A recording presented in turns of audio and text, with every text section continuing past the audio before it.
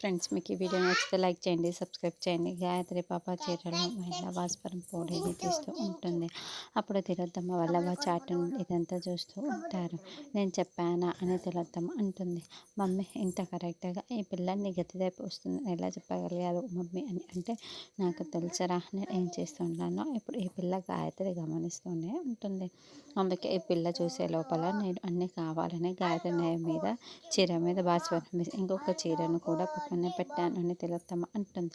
అప్పుడు తిలోత్తమ భాస్వరాన్ని చీర పైన వేస్తూ ఉంటే గాయత్రి పాప ఆల్రెడీ చూసేసి ఉంటుంది. ఎప్పుడేమో ఆ చీర మీద ఉన్న భాస్వరాన్ని తీస్తూ ఉంటుంది. మమ్మీ ఇంతకన్నా ప్లాన్ ఏంటి అని అడుగుతూ ఉంటాడు. చూస్తావు కదా వల్లభ అని తిలోత్తమ అంటుంది. తర్వాత తిలోత్తమ ఒక చీరని ఎత్తుకోండి, మీరు ఈ చీరను పెడుతున్నాను అని బామ్మకి ఒక చీర ఇస్తూ ఉంటుంది.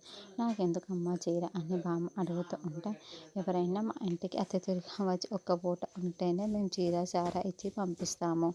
అటువంటిది మీరు ఇన్ని రోజులు మా ఇంట్లో ఉన్నారు, మీకు ఏమాత్రం చీర ఇవ్వకపోతే ఎలా, తీసుకోండి కాదనకండి అని తిలోత్తమ అనడంతో అలాగే అని బామ్మ ఆ చీరని చేతిలోకి తీసుకుంటుంది. తర్వాత వల్లభ పూజ చేసి అందరికీ హారతి ఇస్తూ ఉంటాడు.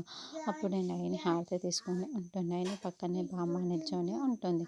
మరి బామ్మ భాస్వరం ఉన్న చీరని కట్టుకుంటుందా? ఇప్పుడు వల్లభ కావాలని బామ్మ కాలిపోయేలా చేస్తాడా? గాయత్రి పాప నయని కాపాడతారా అన్నది నెక్స్ట్ ఎపిసోడ్.